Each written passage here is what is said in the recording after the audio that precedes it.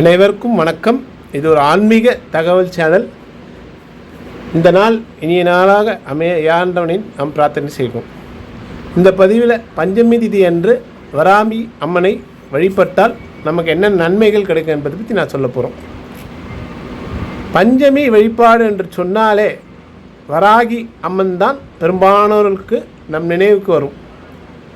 ஒவ்வொரு தெய்வமும் ஒவ்வொரு நட்சத்திரம் மற்றும் திதி மற்றும் குறிப்பிட்ட மாதத்தில் அவதரித்திருப்பார்கள். அந்த வகையில் நம்ம பார்ப்போம்னா பஞ்சமி திதியில் தான் வராகி அம்மன் அவதரித்திருக்காங்க. எனவே ஒவ்வொரு பஞ்சமி அன்றும் வராகி அம்மனை நாம் வழிபட்டு வருவதால் வாழ்வில் பலவிதமான ஏற்றங்களை கொடுக்கும் என்பது ஐதீகம். அந்த வகையிலே இந்த வருடம் பஞ்சமி திதி தேதி 28/4/2024 ஞாயிற்றுக்கிழமை, அதாவது சித்திரை மாதம் 15ஆம் தேதி வருது. தேய்பிறை பஞ்சமி என்று வருகிறது. தேய்பிறை பஞ்சமி வழிபாடு செய்யும் முறை மற்றும் பலன்களை நாம் இப்போ இந்த பதிவில் சொல்கிறோம். வராகி அம்மன் முதலில் வழிபடத் தொடங்கியவர்கள் பஞ்சமி திதியை தேர்வு செய்து அதிலிருந்து நம் விரதத்தை தொடங்கலாம்.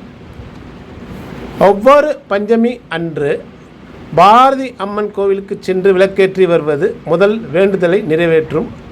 அல்லது நம் வீட்டு அருகாமையில் உள்ள வராகி அம்மன் கோயிலுக்கும் சென்று அன்று வழிபட்டால் நினைத்த காரியங்கள் நமக்கு நடக்கும்.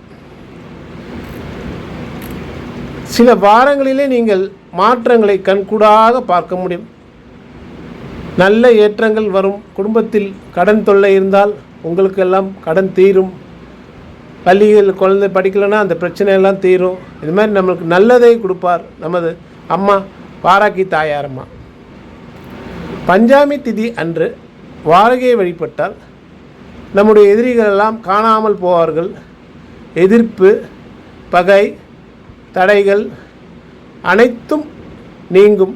இதே போல் நம் வீட்டின் மீது கண்டிருஷ்டியோ பில்லி சூனியம் உள்ளிட்ட எதிர்மறையான சக்திகள் பாதிக்கப்பட்டிருந்தால் வராகி அம்மனை பஞ்சமி திதியில் தொடர்ந்து விரதம் இருந்து வழிபட்டு வந்தால் நமக்கு இந்த எதிர்மையான தாக்குதலிலிருந்து நம்மளை வராகி அம்மன் விடுபடுவார்.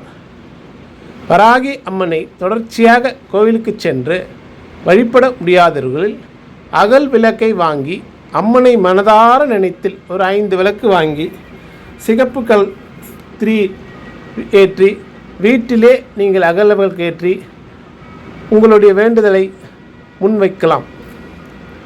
வீட்டில் வராகி அம்மனுக்கு விளக்கேற்றி செம்பருத்தி இல்லை செவ்வலி அணி பூ, பானகம், உளுந்து வடை, சர்க்கரை, வள்ளிக்கிழங்கு, மாதுளை, சிவப்பு அவுல், ஏதேனும் இனிப்பு பாயாசம் அல்லது வெல்லம் போன்ற பொருட்களில் ஏதேனும் ஒன்று நைவேத்தியம் செய்யலாம்.